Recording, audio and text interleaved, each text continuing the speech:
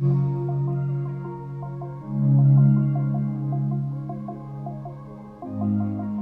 good, YouTube? It's your girl Carly, and I'm back with another freaking story time. So, as you guys know by the title, I'm just gonna jump straight into the freaking story time. So I'm gonna start from the beginning to the very end.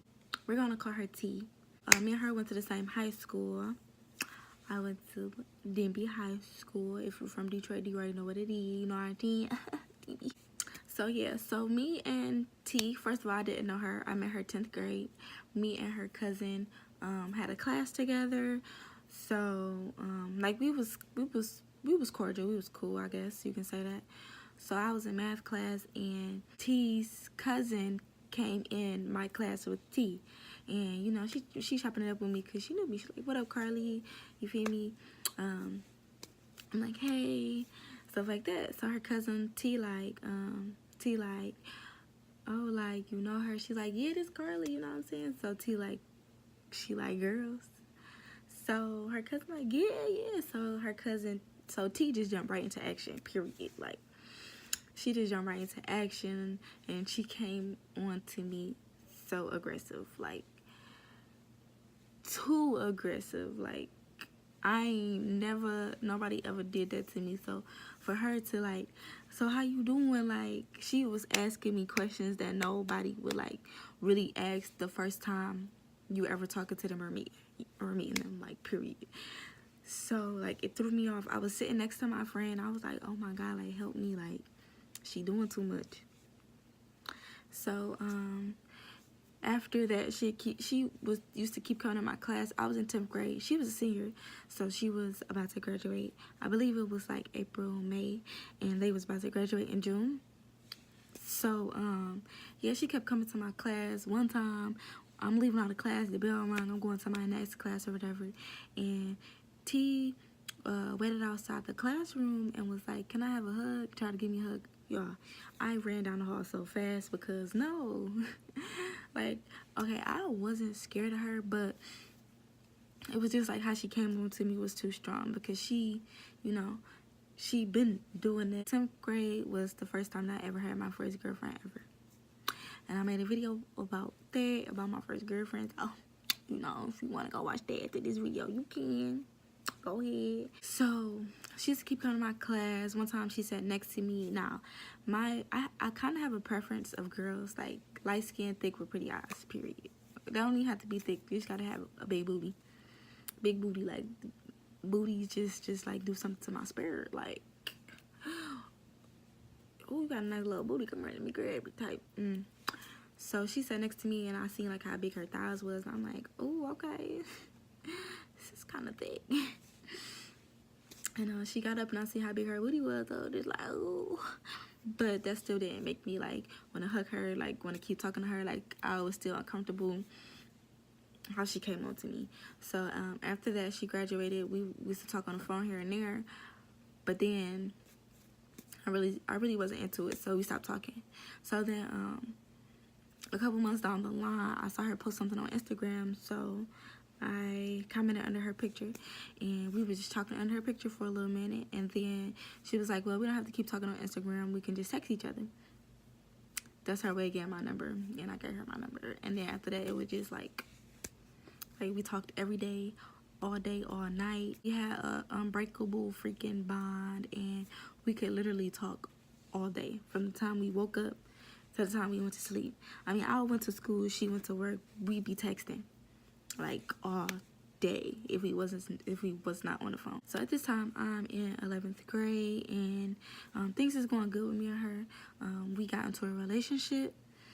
I met her people love me. She met my people. I really wasn't out the closet yet, so it was just like weird, because she wasn't like a girly girl. Like, she dressed comfortable. But at this time, I guess you can say she was a STEM.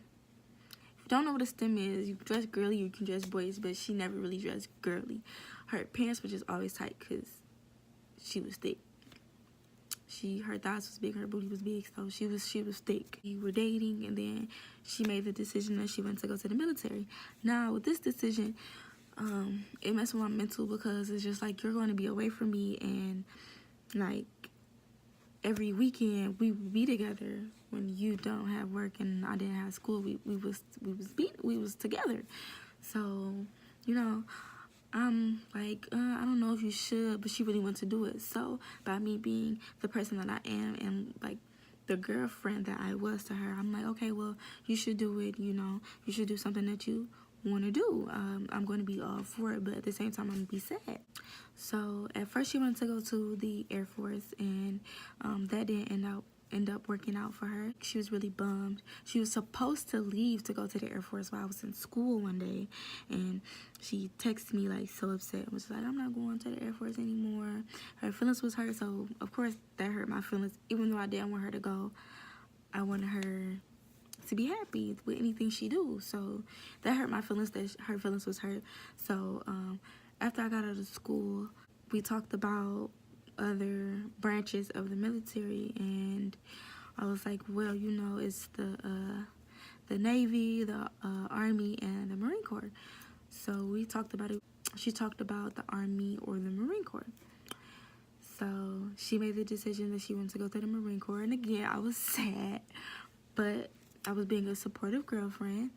And she went to basic around the end of September, October, and then she came back home around December-ish, because with the Marine Corps, basic training is 3 months.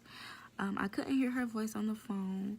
We could only write letters, and I used to just wait around, sit around, and wait for her letter to come in the mail. And when her letter did come in the mail, like, I was so excited, like, dumb excited, like, oh my god, baby wrote me a letter.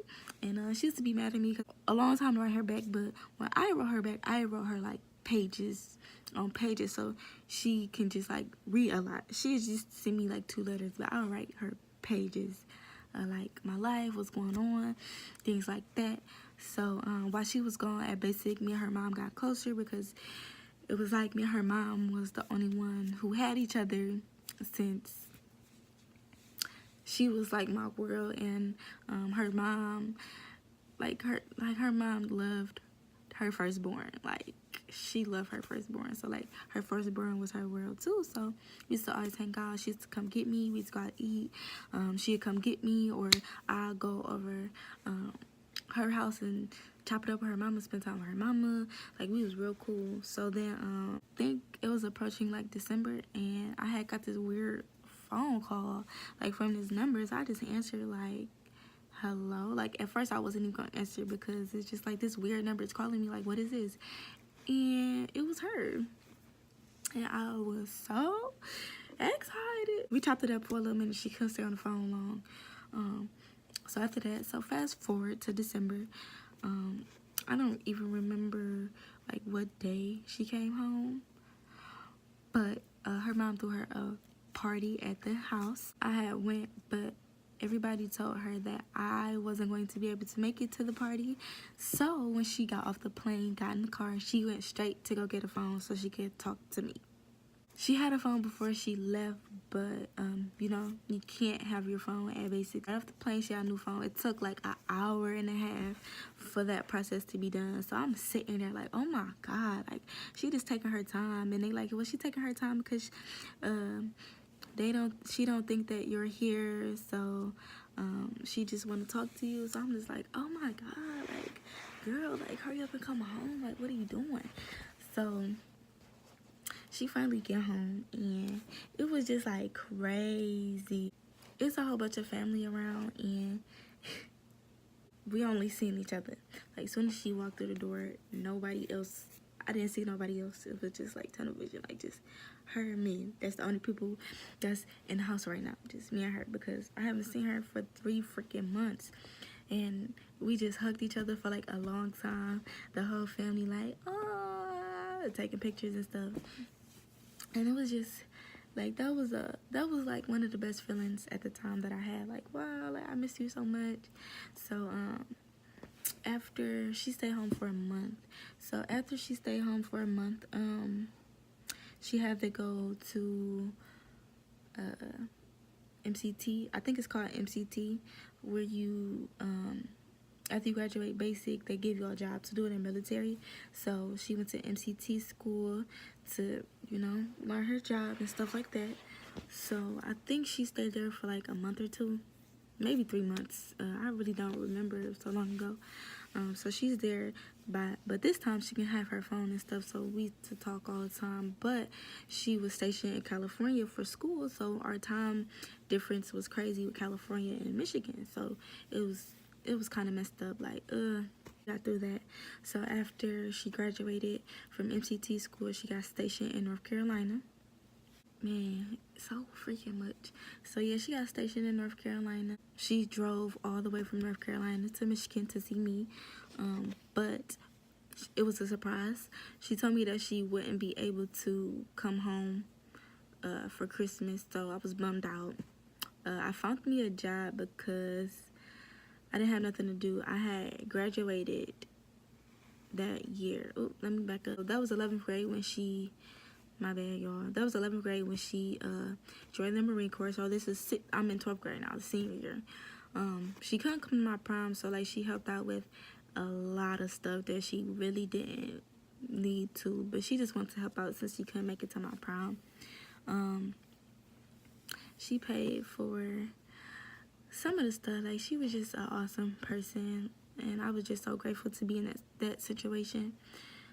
Anything I wanted, she got. That was just the type of person she was. Like, when she in love or she loves somebody, she'll go great lengths to make you happy.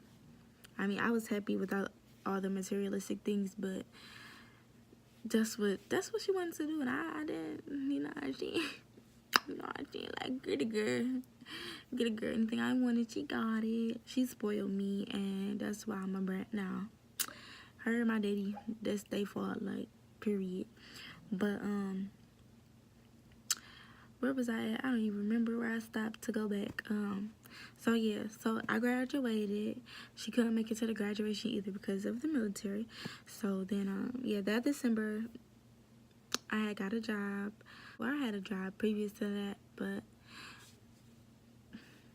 yeah, so this time I had got a job, and you know, I was just doing my own thing with my own money because I didn't want to keep going to her, like, asking her for anything. I just wanted to get it on my own because she spoiled me. She babied me for a year and a half. Like, okay, it's time for me to, you feel me, get on my grind, do what I gotta do, make my own money so I can be independent. So yeah, she surprised me by driving all the way to Michigan. She called my phone and she was like, I'm outside. And I was like, no, you're not. Like, you told me that you won't be able to come. And she was like, come open the door. I opened the door. She was really outside. And I just started crying because I haven't seen her for a little minute. And I was just in my feelings. I was all happy.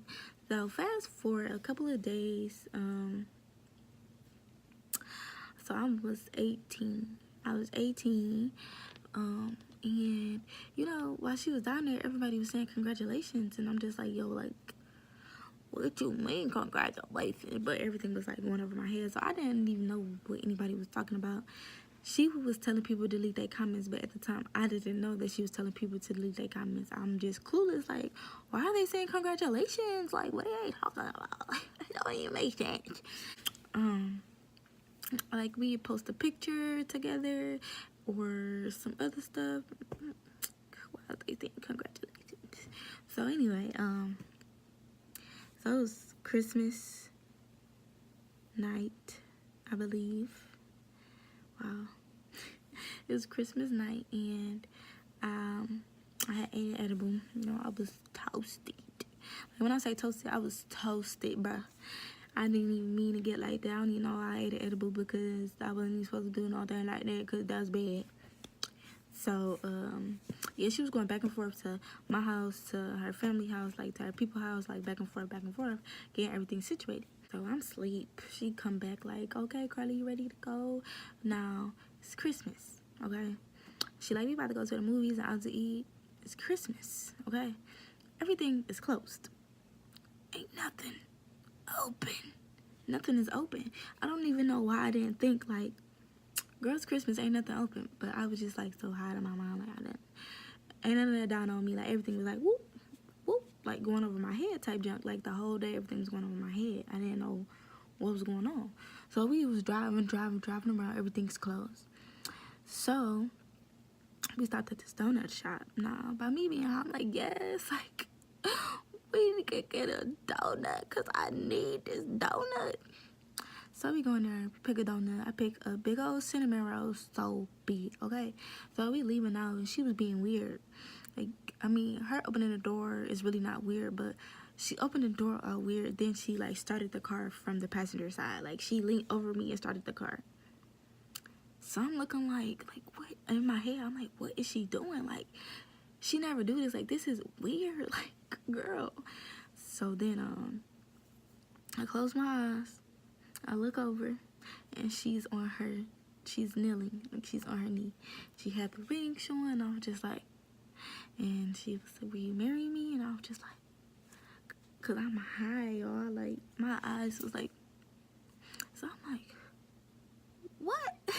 She was like, yes, no, maybe, like, I don't know. And I was just like, yeah, like, girl, I love you. Like, why wouldn't I say yes? So I was like, yeah. So, the ring was too big because my little fingers is small. I have little small fingers.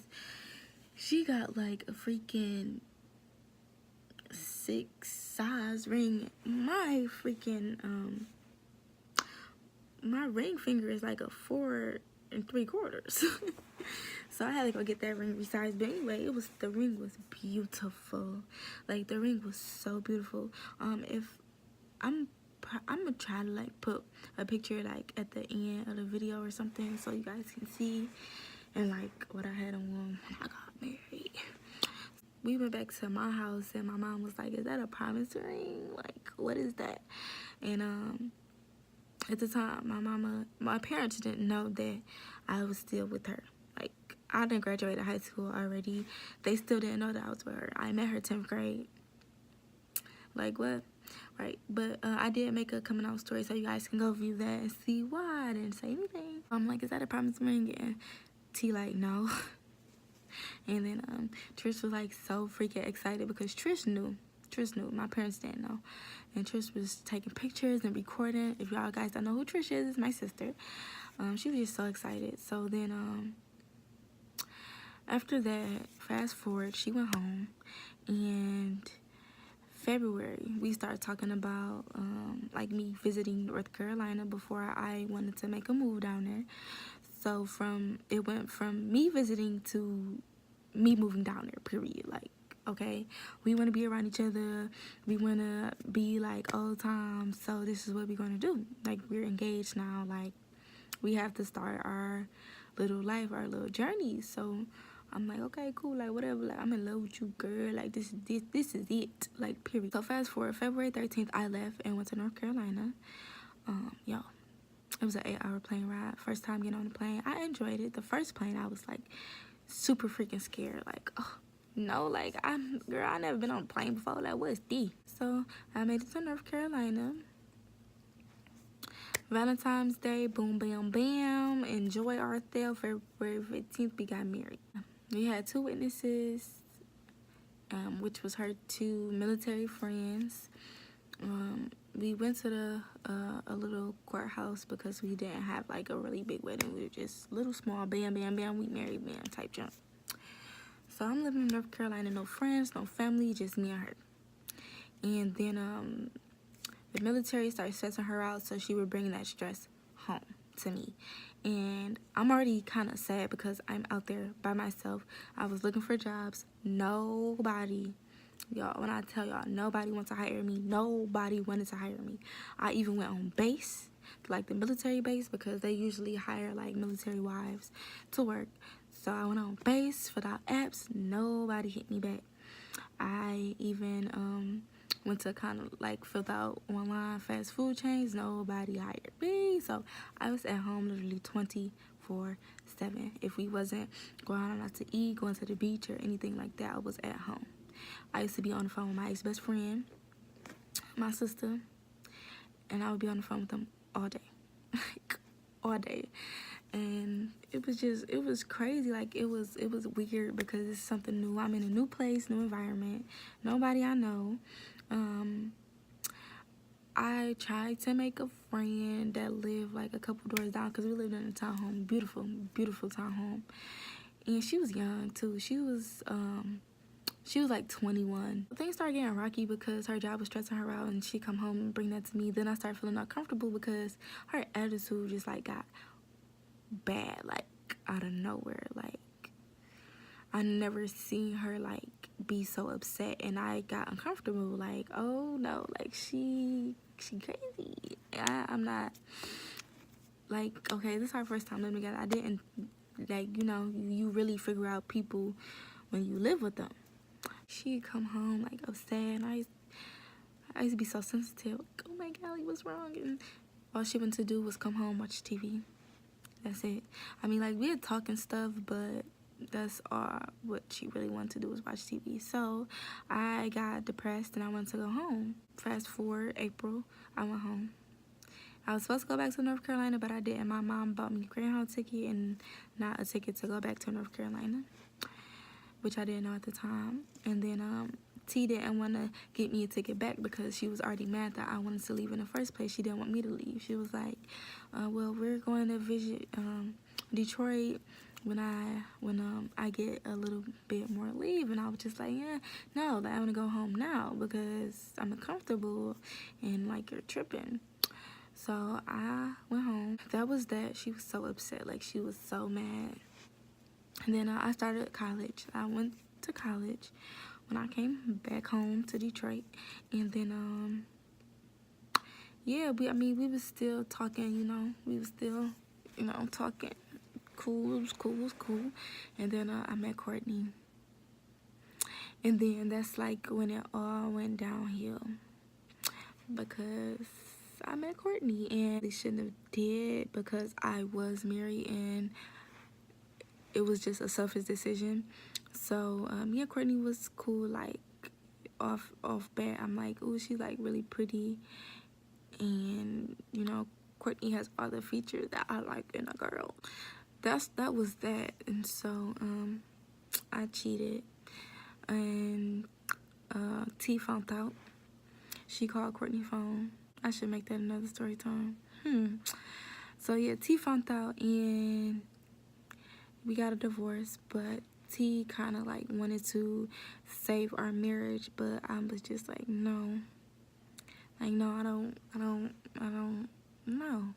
Like, I didn't fight back for it or nothing because I was just like, Courtney, like, I just, no.